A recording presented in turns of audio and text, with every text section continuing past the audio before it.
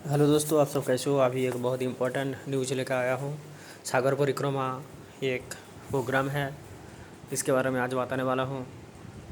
ये programme actually जो implement किया गया department of fisheries, ministry of fisheries, animal husbandry and dairying के द्वारा।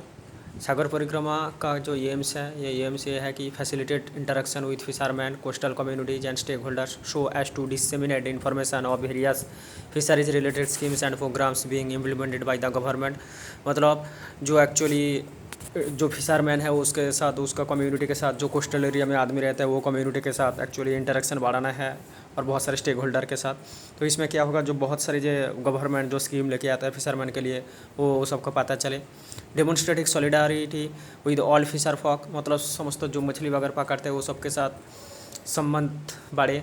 Fish farmers and concerned stakeholders as a spirit of Atmanirbhar Bharat, मतलब आत्मनिर्भर भारत का वो लोग भी शामिल हो और अच्छा से काम करे फिश फार्मर वगैरह। और दूसरा, promote responsible fisheries with focus on sustainable balance between the utilisation of marine fisheries resources for food security of nation and livelihoods of coastal fisher communities. मतलब एक सस्टेनेबल एक फिशरी फील्ड में develop हो। तो sustainable मतलब क्या, जो मतलब कंटिन्यूस जिसका डेवलप होता रहे। ऐसा नहीं जो मेरीन वगैरह से मछली पकड़ लिया और मछली ख़त्म हो गया, एक साथ बहुत सारे मछली पकड़ लिया, ऐसा नहीं होना चाहिए। जो सस्टेनेबल होना चाहिए, मतलब जैसे मछली ऐसा पकड़ना चाहिए क्योंकि बाद में भी, फ्यूचर में भी मछली का ग्रोथ वगैरह हो, ये सब कुछ देख के ही करना चाहिए। तो नेक्स्ट है protection of marine ecosystems. Marine ecosystem का प्रोटेक्शन करना है। Sagar Parikrama programme envisages to cover the maritime states और यूटीज और union territories in a phased manner. मतलब सागर परिक्रमा एक्चुअली जो इम्प्लीमेंट ऐसा ही होगा स्टेट्स और यूनियन टेरिटरी में फेस्ट मैनर में। The fisherman, fisher communities and stake holders in the coastal areas are likely to be benefited with awareness of various beneficiary oriented schemes and programs being implemented by the government and showcasing them the best practices that may be adopted। मतलब जो fisherman, Fisher communities वगैरह है और stake holder है, वो सबको पता चलेगा गवर्नमेंट का जो बहुत सारी स्कीम है फिशरी वगैरह लेके वो, और इसके वजह से वो लोग अच्छा प्रैक्टिस कर पाए इस फील्ड में। Aims to resolve the issue of the fishers and their stakeholders and to facilitate their economic upliftment through various fishery schemes and programs being implemented by the government of India, such as Pradhan Mantri Matsya Sampada Yojana or PMMSY, a flagship scheme with highest ever estimated investment of rupees 20,050 crore in fisheries sector। मतलब जो fisherman वगैरह और stake holder वगैरह वो लोग का economic upliftment हो, इसके वजह से मतलब गवर्नमेंट का बहुत सारी जो फिशरी स्कीम है, जैसे एक बहुत इंपॉर्टेंट स्कीम है प्रधानमंत्री मत्स्य संपदा योजना और PMMSY, एक फ्लैगशिप स्कीम क्या, जैसे सेंट्रल स्पॉन्सर स्कीम होता है, ये फ्लैगशिप स्कीम क्या होता है, ये भी 100 साल बहुत जो इंपॉर्टेंट इशू रहते हैं उसके लिए किया जाता है, जिसमें टोटल इन्वेस्टमेंट हुआ 20,050 करोड़ फिशरी सेक्टर में, ये बताया जा रहा है। तो अभी ये स्कीम के बारे में देख लेते हैं। अबाउट प्रधानमंत्री मत्स्य संपदा योजना और PMMSY launch to bring about blue revolution through sustainable and responsible development of fishery sector in India.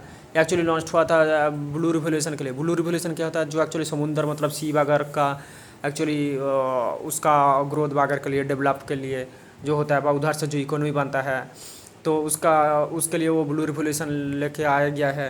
तो इसमें क्या सस्टेनेबल होना चाहिए, और हाँ, ये सस्टेनेबल होना चाहिए। Responsible development of fishery sector in India, और रिस्पॉन्सिबल डेवलपमेंट होना चाहिए फिशरी सेक्टर में। इंडिया का गोल क्या है, to double the fish exports in the next 3 to 4 years. जैसे वो बोल रहा है 2024 to 2025, मतलब जो डबल करना चाहिए एक्चुअली फिश को, जो एक्सपोर्ट है मतलब बाहर कंट्री अगर में भेजता है, वो क्या अगले 3 से 4 साल से 2024 से 2025 का बीच में। वैसे इसका ऑब्जेक्टिव क्या है, to address critical gaps in fish production and productivity. मतलब जैसे फिश प्रोडक्शन और प्रोडक्टिविटी में एक्चुअली गैप रहता है, उसको एड्रेस करना होगा। क्वालिटी अच्छा होना चाहिए, टेक्नोलॉजी अच्छा होना चाहिए, क्वालिटी टेक्नोलॉजी ये अच्छा होना चाहिए। फिर पोस्ट हार्वेस्ट इंफ्रास्ट्रक्चर, मतलब सॉरी पहले से बोल रहा हूँ, quality technology, post harvest infrastructure and management, modernisation and strengthening of value chain, traceability, establishing a robust fisheries management framework and fisheries welfare. मतलब क्या होना चाहिए, जो एक्चुअली क्रिटिकल गैप्स वगैरह फिश प्रोडक्शन वगैरह प्रोडक्टिविटी, थोड़ा पहले बोला था, ये सब गैप को उसको एड्रेस करना चाहिए, क्वालिटी अच्छा होना चाहिए, टेक्नोलॉजी अच्छा होना चाहिए, पोस्ट हार्वेस्ट जो इंफ्रास्ट्रक्चर और उसका मैनेजमेंट वो अच्छा होना चाहिए, और मॉडर्नाइजेशन होना चाहिए, स्ट्रेंथनिंग होना चाहिए, वैल्यू चेन, ट्रेसेबिलिटी मतलब जिसको ट्रेस किया जा सकते हैं वो होना चाहिए, establishing robust fisheries management framework मतलब बहुत ज़्यादा जो फिशरी का मैनेजमेंट होना चाहिए, फ्रेमवर्क उसका होना चाहिए, फिशरीज वेलफेयर होना चाहिए, फिर harnessing of fisheries potential in sustainable, fisheries potential sustainable होना चाहिए, रेस्पॉन्सिबल होना चाहिए, और उसके बाद बोल रहे हैं responsible inclusive and equitable manner, responsible होना चाहिए, इंक्लूसिव होना चाहिए, इक्विटेबल मैनर में होना चाहिए, एनहांसिंग कंट्रीब्यूशन टू, हाँ कंट्रीब्यूशन टू एग्रीकल्चर, GVA मतलब gross value added and exports, gross value added क्या होता है मतलब एक्चुअली उसका प्रोडक्ट का वैल्यू एडिशन करना है, और GVA मतलब ग्रॉस वैल्यू एडेड वो GDP से कैसे डिफरेंट होता है, GDP एक्चुअली टोटल जो एक्चुअली प्रोडक्ट होता है मतलब हाँ टोटल जो ग्रोथ होता है ये एक लैंड का एरिया में मतलब कंट्री का अंदर जो जितना उसका प्रोडक्शन होता है, इनकम होता है, लेकिन GVA क्या होता है उसका एक्चुअली वैल्यू एडेड किया जाता है प्रोडक्ट का। इसमें और क्या किया जाता, social physical and economic security for fishers and fish farmers, ये सब के लिए जो मतलब फिशर्स और फिश फार्मर्स के लिए सोशल फिजिकल और इकोनॉमिक सिक्योरिटी इसमें देखा जाता है, रोबस्ट फिशरीज मैनेजमेंट मतलब बहुत ज़्यादा फिशरीज मैनेजमेंट किया जाता है, एंड रेगुलेटरी फ्रेमवर्क, और एक रेगुलेटरी फ्रेमवर्क रहता है जिसके माध्यम से इसको मतलब रेगुलेट किया जाता है।